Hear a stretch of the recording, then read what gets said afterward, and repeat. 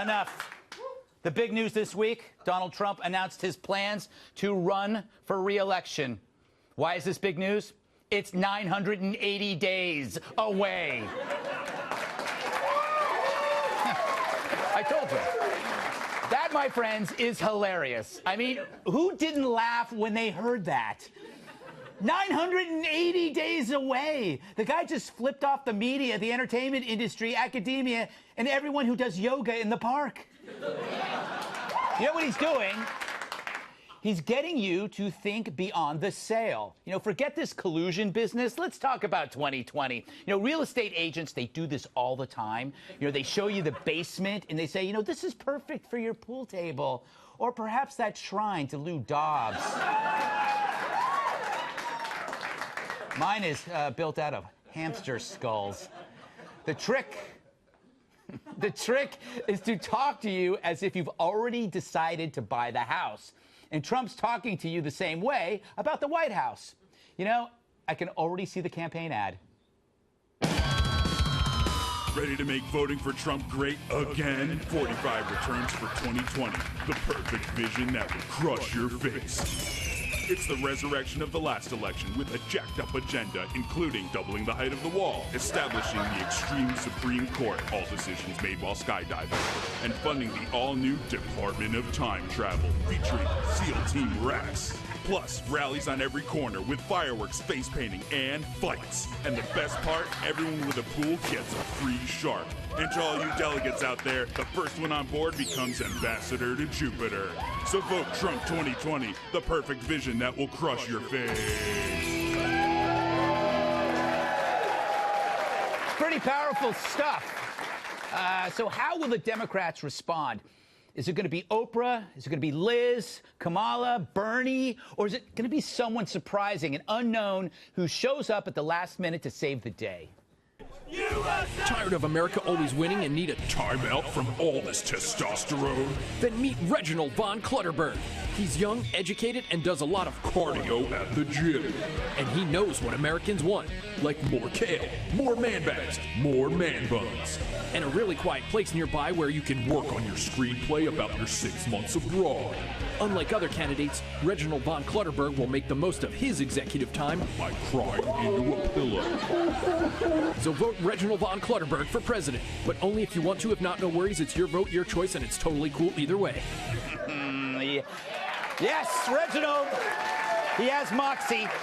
I'd keep an eye on him. Now, some of you might think that announcing now is too soon. I say not soon enough. I was mad that Trump didn't announce he was running for re-election when he announced he was running for election. Saves time. Which leads me to a bigger point. Remember last week when Trump said this? What happens is you fight so hard to win the presidency. You fight, fight, fight. And now only 2 years, that's a very short period. And by the time you start campaigning, it's a year. And now you got to go and fight again. It makes me laugh. Okay. What he's saying is if you're a politician, all you're really doing is trying to remain one. At least he's upfront about it, telling us that no matter what the media says, we're pretty much stuck with him for now. And it's not like the media's upset. Imagine if Trump loses. How boring will that be? At least he makes the press work for a living, unlike President Obama, who recently said his White House was scandal-free.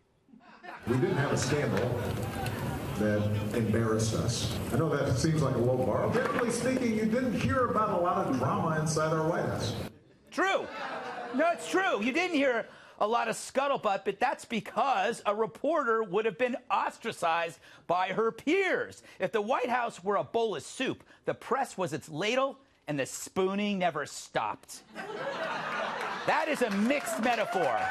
It's a terrible metaphor. A terrible metaphor.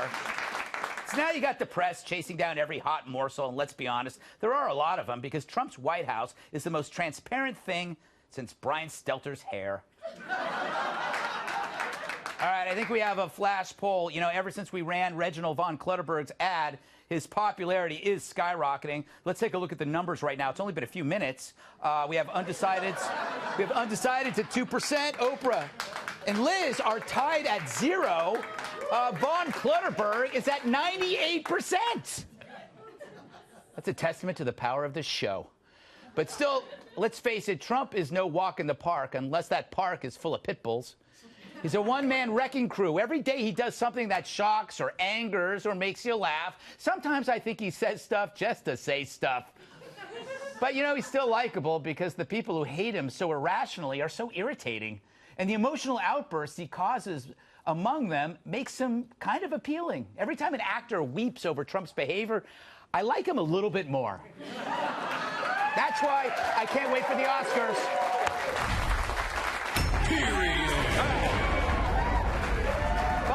Fun. Let's welcome tonight's guest. He's so sharp that people scream ouch when he enters the room. Fox News radio host Tom Shalhoub. And this man is funnier than a clown choking on a whoopee cushion made of silly string. His new book, everyone should buy it. It's called Everybody is Awful Except You. Actor and comedian Jim Florentine. Give her liberty or an e-cig and a shot of tequila. National Review reporter Kat Timpf. And a redwood in his baseball bat. Former bodyguard of my massive sidekick, Trump! Tyrus! I called you Trump. All right. Tom, thoughts on this early announcement? Well, you know, I mean, I was hoping for something big. We had the escalator last time. He should have done something like the escalator. Yes! But there aren't any escalators at the White House, are there? There should be. There should. Maybe that's for the next term. Yes, exactly. Why don't they have escalators in the White House? That seems like something that should be updated. I always get the impression that the White House probably smells very old. You know what I mean when you go to your grandmother's house? Yes. And the candy bowls in the glass? The ribbon candy, which is stuck together like a big rock. That's in case there are intruders coming in. The rock of ribbon candy is used to hit the intruders, but it looks so good, and then you can eat it afterward, often coated in the intruder's blood. Jim, welcome to the program. What are your thoughts on this early announcement? Is it a good thing, bad thing? I think it's a good thing. I remember the press was all saying he really didn't want the job. Yes. You know, now he's miserable. He's in the White House. He hates it. It's a dump. He doesn't want to be there. And he definitely didn't want to be. He didn't think he was going to win, and now he won. He's like, oh, what am I going to do now? Yeah. It was all BS. Yes. Just like he had dementia. Remember he had dementia? Remember we were going to get nuked by North Korea? Yeah. That was happening. He's doing an hour-and-a-half speech without any teleprompter. Yes. That doesn't sound like he has dementia. No, he does.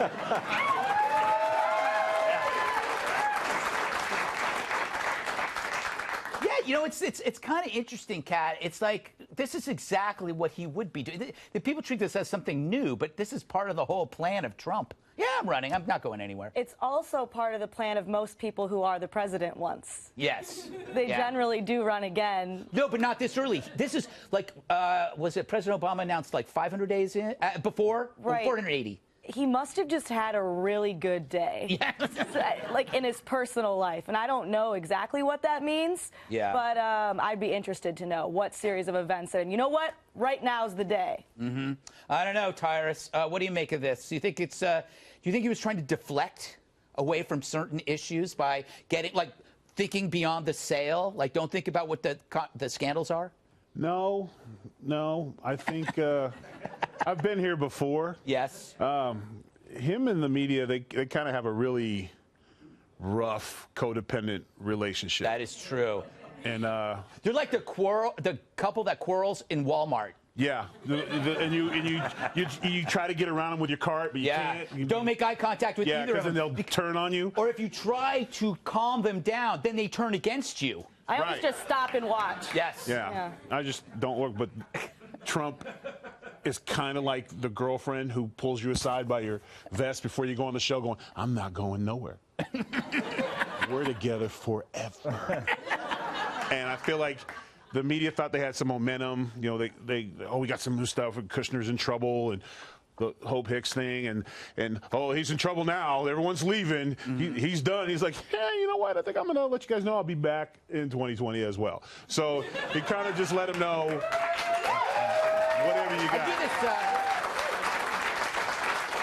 I do this whenever I'm in trouble with my wife. If it's like I always come up with something else, like, oh, wait a minute, we should think of a place to go on our anniversary. Like, we should go to the Bahamas. And that I'm trying to get her to think beyond throwing me out. Yes. Like the fabulous prizes. If you stick with me now, you've won this vacation. Yeah. So it buys you a few more months in the house. It buys you, right? Yes. The adversity's coming out in 4 months. Like, all right, I got at least 4 months to look for a new place. Exactly. And let's be honest, the media's probably happy that he said that because they're going to have job security for at least another, 6 years. I need him. Well, also, the resistance needs him. I need people to watch my show. Go ahead, Tom. The resistance needs him as well, and I think he knows that. The thing is now that they know he's running, they always overplay their hand. Yes. And they're going to get out. The resistance is going to be out there, and everyone. What they do is they come back at Trump, and then everyone, even people who don't like the president, they kind of look at the alternative, and they're like, no, I think I'll go with the president. You know what? You know what? A lot of applause here tonight. The one thing I hate about this upcoming election is that it's 2020, which means you're going to get a lot of slogans that have to do with vision. Like, I don't know, Bernie Sanders 2020, perfect vision for the future. Or you can't see me, Bernie. The glasses You're just going to give that away for free, Greg? I know. This is why I should be consulting instead of doing this. No, I love this show. But it's true, 2020, you have the two little lenses. Like, when you did New Year's Eve in 2000, they had the little glasses. Yeah. 2020, you'd have little glasses for Bernie Sanders. All right, I'm going to shut up now. Too many ideas.